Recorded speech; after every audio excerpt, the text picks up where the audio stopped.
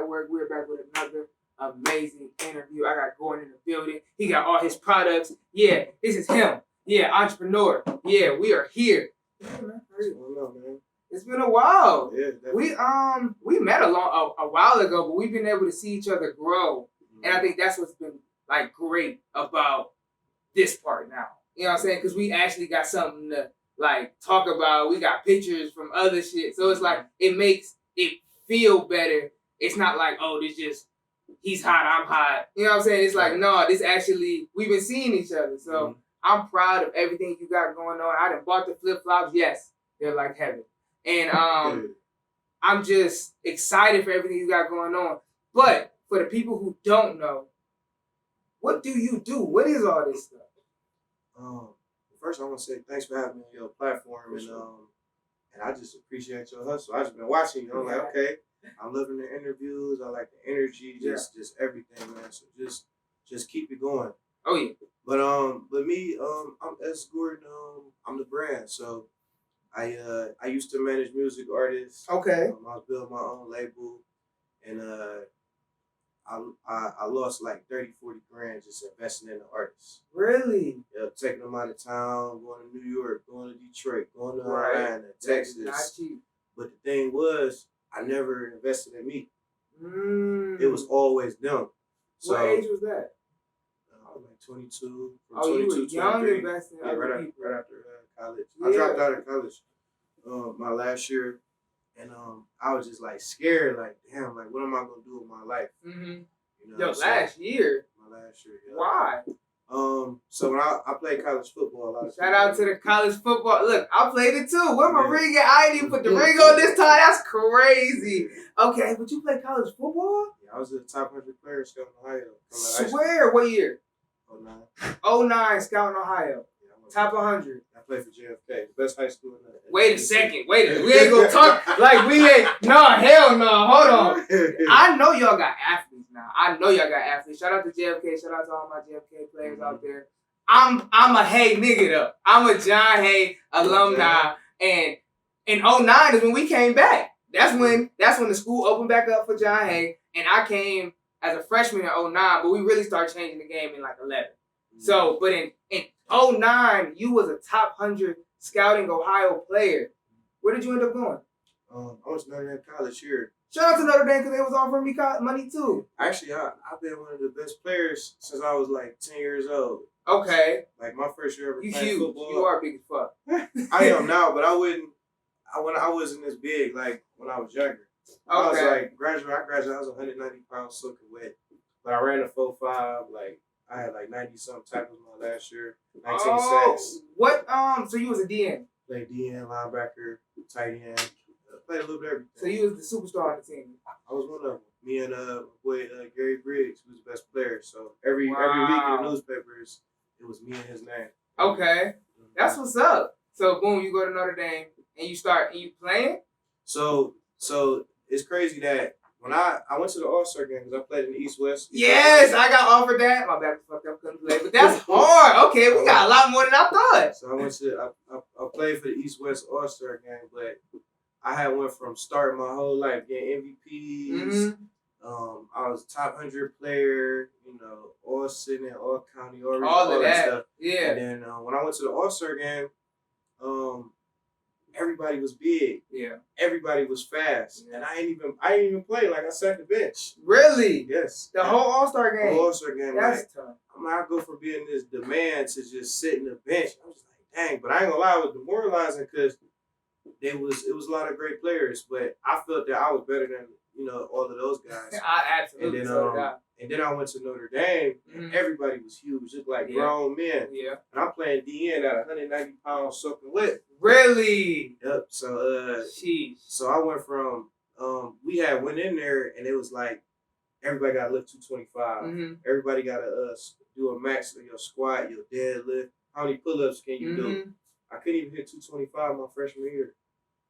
And these boys coming out 315 out of high school, easy. Yeah, and it was only 5 people that couldn't hit it out of over 100 players. So, but every year I just got bigger, stronger, faster. So by my senior year, I was hitting 225 15 times. Ooh. And I was like 218 my last year. Mm-hmm. And then I sat the bench like 3 years, but by my junior year going into my senior year, I won MVP in the spring ball game. Wow. So I just you put the work in. Put the work in. And it paid off. Paid off. Like I could have just been like, man, like forget this school. Absolutely. This and that. Yep. And just kind of just fell in the back. But I knew my potential and I knew my worth. And that's really how my entrepreneurial journey has been. Yeah, let's get back to that because I feel like that was the foundation to where you are now. That's why you hustle. That's why you got all these things going on because you had to grow from the bottom, starting from none of this. You didn't have none of this to actual tangible things, just like the muscles. You can actually see them now. You know what I'm saying? So that's what's up. So, okay, entrepreneurship. When did that start? I had my first business at the age of 9. Wow. It was called Stand the Grass Man. Cutting grass is blast as long as you cut it fast. I don't sell weeds, I cut them. And then you a smooth motherfucker. Okay. I used to carry a cooler in middle school. I sold Mambas, Bubblicious. We used to get the big bags of fruities, bag them up. I used to go grab them for 50 cents and then go to school selling for $1. So I just flipped my money. Then I started realizing that the big bag was $3 and I could make an extra 15 off that bag. Wait a minute. So at 9? I went 9. 9 was when I first started. When I got to middle school, that's when I started like really selling the candy. Okay. That's some high class shit right there. You was like, wait, if I just buy the bigger bag, I'm gonna get some back. But I went to Elliott, you know, like I went to Elliott, it was a rough school. Mm-hmm. It was a bunch of hustlers at my school. So there's a lot of guys who sold drugs and I remember I seen a guy in middle school driving a car. What? Everybody was fresh. Everybody was fly. So it's like if you want, I mean, my parents got me, 2, maybe 3 pair of shoes for that year. But at middle school, you gotta be fresh. How you gonna get the girls? Right. So like you might have to get you another 3 pair of shoes. Right. So I wasn't gonna ask them because I asked my parents for money. I was like, I get $20. $20 for what? To go to the movies. Well, the movie only $4.75. I'm like, well, I gotta catch the bus back and forth. Well, that's only $3. Mm-hmm. What about popcorn? What about this? What about that? So I got tired of asking my parents and explaining to them why I needed the $20. I knew they weren't gonna buy me that, pair of LeBrons or that pair of Forces, or that's what Michelin Ness was hot back then. Iceberg, Burberry, like just started coming out, Gucci and all that stuff. So I was like, I might just sell candy and all that stuff. Mm-hmm. So I remember I was in 6th grade, I got in trouble. My uncle raised me, he came to the school and he was like, show me your locker. So my locker was bulging out. He's like, open your locker. I opened it out. It's like 10 pair of shoes just fell out of my locker. What? He was like, no, you get all these damn shoes at? I'm like, I bought them. Like, so you just buying shoes, stuffing them in your locker? Yeah, I ain't want them to know I was getting all the stuff at home. Because I thought they was going to tell me I can't wear it. Even though I was buying them or whatever. But, yeah, man, I had shoes, clothes. Like, so that's where the freshness started to come in. You start getting real clean on them because you step out. Yeah, I would. Fresh came like it's just always. My dad was real big into styling. Like my dad, like people used to call him a Mac. Like he used to wear the furs and minks and trenches and you do be coming with the little bitties. But school, that's you get that from your daddy, huh? Yeah. What part come from it? It is just being in the streets. Everybody was fly. Yeah. Like everybody had their own style. Whether they dressed like back then, you could wear white tees, people was wearing red monkeys and Vizus, bows, and Nietzsche, Rockaware was hot state property. I used to wear academics, you know what I'm saying? That was my thing. But I had to find my own style because I went to Kennedy right after Elliott. Right. So I done seen dudes at Kennedy where some guys wear suits. You got these dudes wearing the jogging fits with the Timbs. Yeah. So it's like I'm able to see so many different styles. And then music. Create your own. Yeah, exactly. And music had a part on that as well. Seeing like Fab with the bandanas and jewels, Cameron wearing the pinks and Timbs in New York. So it's just like as a kid I was always creative. And I just fashion as a way to express myself. Absolutely. So when did you realize that? Was that in high school when you started making those transitions? Like, okay, I got to make some money for a little bit of extra drip. It started in middle school. So it started even before that. 6th grade. So when did the products start to come in? Because you got these products now. I kind of want you to break down these 3 that we have right in front of us. What are they? All right, so I'm gonna hold them up too. So I'm gonna start with this, the candle. And the logo on the front, so you know it's his. Yeah, that's a candle. So the candle actually have my fragrance. I got my own scent. Okay. It's called Liquid Gold. Okay. And that's where all of that started from. It was This was the first thing? Yeah, it was my candles. And well, the fragrance, I started with an oil. It was a $10 bottle. I ain't had no labels or nothing on it. Mm-hmm. And this one I was transitioning from managing. So I had I was just introducing artists, but I always had my oils. You know what I'm saying? So I would go, and as managers out there, even if you're an artist, a DJ, or whatever, you gotta build relationships. Yes. So I used to go to all the bars and sell my product to this. I would start with the security because they first. Wow. Then I would go to the bartenders. Then I go to the DJ. But first I used to just give them away. Mm-hmm. And but I was still managing music artists. So one thing I always did is I always kept my name. Hey, I'm SGordon. Mm-hmm. I used to go and talk to the DJ and say, hey, would you like a drink? They didn't even know I was selling a product. They didn't know I was managing music artists or anything. And they'd be like, some say no, but everybody drinks water. Right. So if they say no, I'm going to go get them a bottle of Fiji or something like that. Mm-hmm. And this dude always buy me drinks. And then I'm like, hey, then I introduce my product. Smell this. Or I introduce my artist, like, man, check this out. This dope. Because I done built a rapport with them. Mm-hmm. People love gifts. So I always had product. So I give them a bottle. They hit me up for $3. Wow. You cool with the bartenders as an artist. You want to get cool with the bartenders because the bartenders is going to tell the DJ what to play. Really? Yeah. So who's at the bar most of the time? Yeah. The bartenders. Yeah. So if you cool with the bartenders, even if you tipped her, gave her a couple dollars, say, hey, music artist, could you tell the DJ, can you play this or whatever? What they gonna tell them? No. They right. So you want to get. And they gonna listen to them. Yeah. That's fact. Okay. So you want to get cool with the that's a little. Hey, that's a little trick to the trade right there. I ain't even think about that. Niggas be trying to hit the DJ. DJ be high as hell. Get the hell away from me.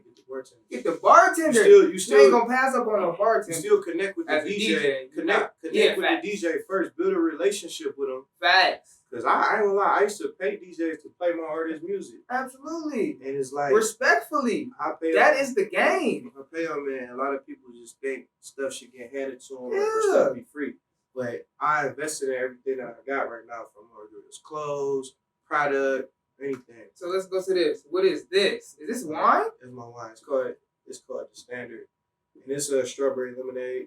I haven't officially put it out. I just been kind of giving them away. So if you buy 100 bottle of my fragrance, I give you a bottle of wine. But it's nice, man. My family, I've built a luxury brand, so I'm the face of a limo company now. Wow. It's called Phoenix Luxury. I'm also the face of a Victor Freeman's collection, so he's gonna be styling me sometimes, and he make all his clothes from scratch, like suits, cashmere, minks, pony material, wingtips, all that. So, but I was able to do that by investing in me, just the way I dress, my appearance, the way I carry myself. Even when I got the SGordon ladies or whatever, it paid off. And even as far as production, how you got your camera crew and everything set up so nice. When I do my events, I'm spending between $600 to $1,000 for production alone. Wow. You know what I'm saying? I have two photographers, 2 videographers. Wow. You know what I'm saying? And Scott, we gotta get better. All right, because he said we got a crew. It's just you back. Double up. I was about to let it go, but I love it because I love it. But no, that's facts. It takes money to really have that quality and really get what you're trying to get out of it. Yeah. That's facts. But the investments are paying off. Yeah. So I want to talk about this because you got 3 different products right here. You talked about the limo company and everything. Streams of income. How important is it to have different streams of income? So 2 ways to make money. You can offer a product or you can offer a service. Yes. Service could be somebody cleaning this space right here. Somebody could be cutting grass, landscaping, plumbing, do hair, barbering, services. But then products is like what I have, which are flip-flops. I got wine, I got candle, I got lotion, I got sprays. I went from a $10 bottle of oil with nothing on it to a $114 bottle of my 3.4 ounce bottles of Wow. liquid gold now. And now you can get them at Tower City. My boy Jeff, Red Velvet. Okay. You can purchase my fragrance there. You also can purchase that at Infinity's Boutique in Waycliff. Shout out to my ladies. And then also SGordonProductions.com. There you go. As far as the streaming, and that's where it kind of like really started for me, because I'm used to making money every day. Okay. 400 hours a day just selling product out the trunk, just talking to people. And I've met and touched so many people that now my phone rings and people hitting me up to buy product. But pandemic is where it all like really just it hit home, because I was used to making money every day, and I had 10,000 saved up. And when the pandemic hit, I was like, okay, I'm cool. I can sit down for a month. But then I'm to 2,000-3,000 coming out my account every month. You know what I'm saying? I was down on my last like $800, and I was just getting antsy, and I was like, I need some money. So I just was like, man, what am I gonna do to start generating money if I can't physically be in front of people? And that's when I tapped into the media space, and really that's when you started doing the interviews. That's when I started doing interviews. What is your show? Where can they find it? And tell them all of that good stuff, because you got the products, now you got the interviews, and his interviews beat going. That's for sure. That's for real. So the show that I have out now is called Just Curious. But before Just Curious, I have 3 other shows. Wow. So I started with a show called Speak Up Baby. Okay. And Speak Up Baby was for women. I gave women a voice, have a platform. I love women, and women has always supported me. They show it to my events. 70% of my events are women. Yeah. You know what I'm saying? He bring them out. That's facts. And then they the ones who bought my product. And even when I used to manage artists, I was pushing our brand and men's clothing. Women used to always say, why y'all got women clothes? Why you ain't got nothing for us? I'm like, man, just buy this damn t-shirt. Get it for you do. Fact. But it always was in the back of my mind. And it's just like, that's kind of like where where that was, like, as far as the women, just my demographic, understanding and knowing my demographic. So Speak Up Baby, I was just interviewing women, giving them a voice, and it was just like it got real stressful, because a lot of women was showing up late, canceling on me, and doing these interviews don't be hard. They don't be easy. People don't understand that. Facts. It look good. Like right. How they see us on camera, we talking and all this. They think it's just smooth. But even with, like somebody might not show up or what. You gotta be late. You gotta fill in the blanks. And then I was doing homework on all these girls. And it's just like, that was stressful for me, because I did like 100 videos of just women. Really? And then I just stopped. I went cold turkey. I'm like, oh, I'm cool on it. I'm gonna just take a break from this. I got 1,000 subscribers. How long did it take you to get that? Took like 6 months. Whew. We getting there, family. We getting there. Yeah, 6 months. Keep subscribing, liking, commenting, all of that good jazz. We gotta get to that. We're on the road to 1,000. That is for sure. But you gotta, in order to get that 1,000, you need 100 videos. Really? If you get you 100 videos, you go get 1,000 subscribers. Okay. We at I think we're at 70 now. By the time you drop, we'll be around 70. Yeah. Because we're like at 68 or something like that right now. Okay. And another way to... we still rolling. Let's make sure that's happening. It's still red, still going good. All right, good. This is a new camera, people.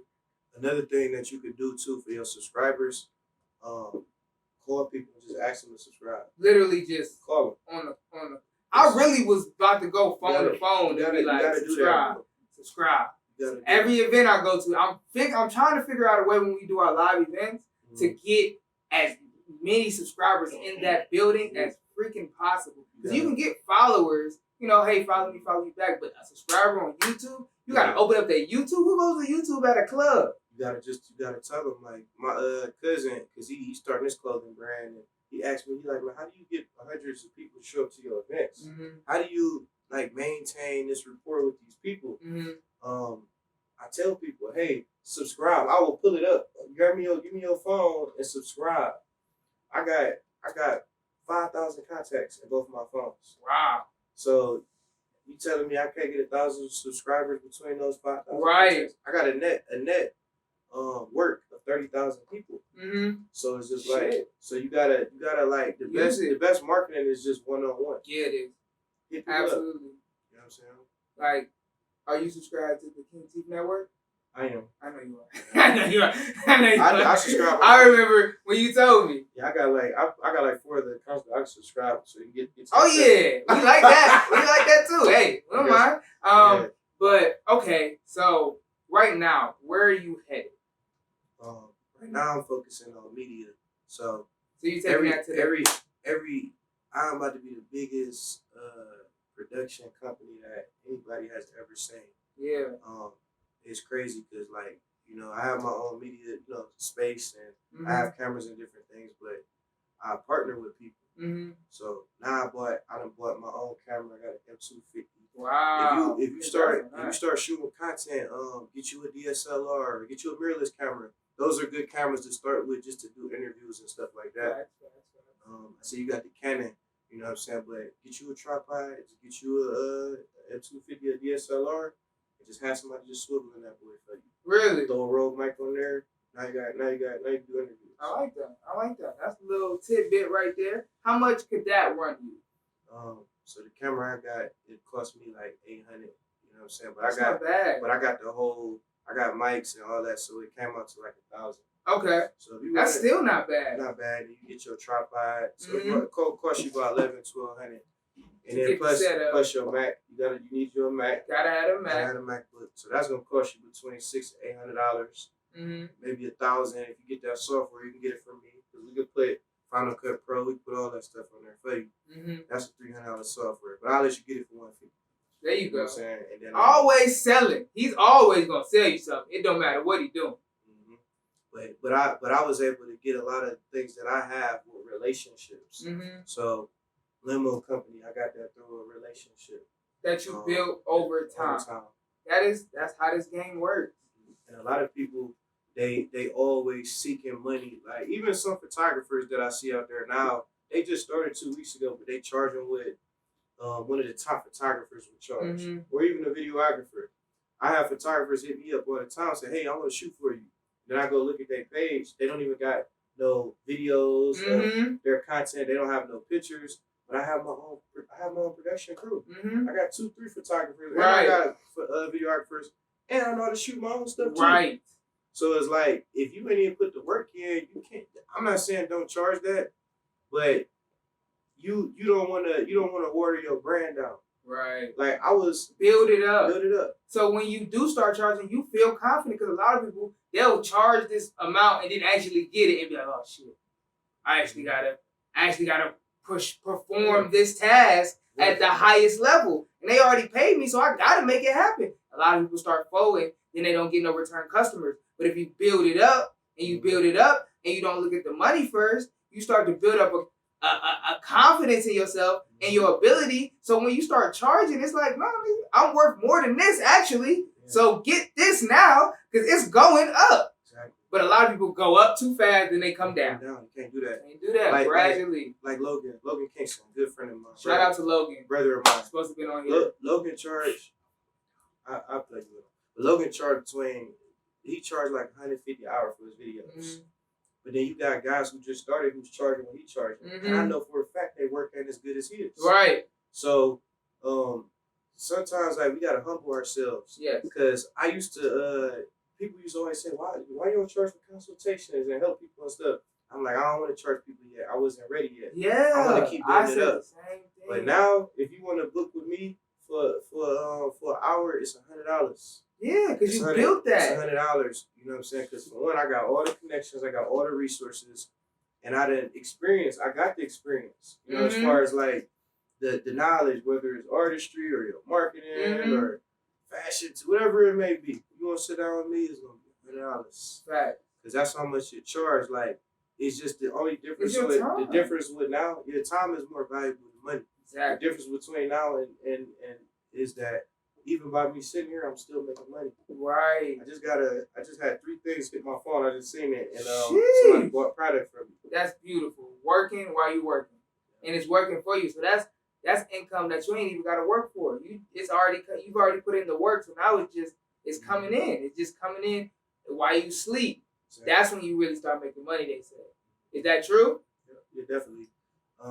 Yeah, residual income, like, that's what I had really just learned during the pandemic. I just started focusing on my mind, my body, and my spirit. I go run a mile a day. I started reading. Get your health right. That's facts. Get your health right. Yeah, I started reading, and then and I just started focusing on my credit. So I just hit a 680. I had 500 last year. Wow, congrats on that. That's big. That's big. No, that's huge, especially having to bring it back up, because a lot of people, credit repair is a big thing in the Black community, and that's something that we have to take seriously as soon as we can. But I appreciate your time. You got the sandals. We ain't talk about them, but we got the sandals popping off.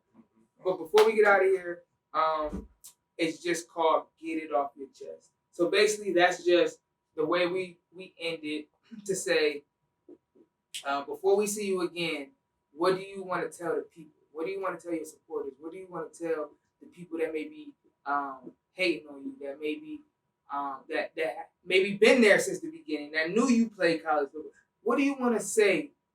Get it off your chest. I just want to tell everybody out there, like, if you feel like the world is against you, or you're an entrepreneur, you do hair, you do nails, you might paint cars, you might clean, whatever you may do, even if you work in a 9 to 5, just don't listen to what other people tell you that's stopping you from your ultimate goal. Just keep going, moving your purpose. Everything that I've done at this point, somebody told me I couldn't do it, and it was people in my family. But if I listen to them, I'd be an average person. Right. I'm not average. Right. So you got to just keep going. And I tell people, stop looking out the window and look in the mirror. Everybody always looking at what everybody else doing instead of focusing on what they need to be doing. Like, it's like if you drive in a car, why you looking in this rearview mirror? It's so small. You looking behind you. You should be looking at that big windshield that's in front of you. And that's how you should operate your life. Look at that big windshield. And when you do that, the floodgates gonna open up. I sold over 12,000 bottles of my fragrance. Limo company. We got 5 vehicles. It went for 2,000 a day. Wow. For 4 vehicles. Yeah. That's 8,000 a day. All-Star weekend. Sheesh. You know what I'm saying? Like, All-Star weekend was a good weekend. Yeah, like, so don't never let nobody tell you can't do that. And I just had my biggest account over the weekend, a wedding, 300 products. Wow. Candles, lotion, fragrance. That was my biggest account. Man, congratulations. That's for real. And I just had a daughter. So it's just like everything is just clicking. Because I'm not focusing on this negative. I got my horse blinders on, man. Me too. And that's why we here today with you, because that's what we want to be about. This is the epitome of the King TV Network.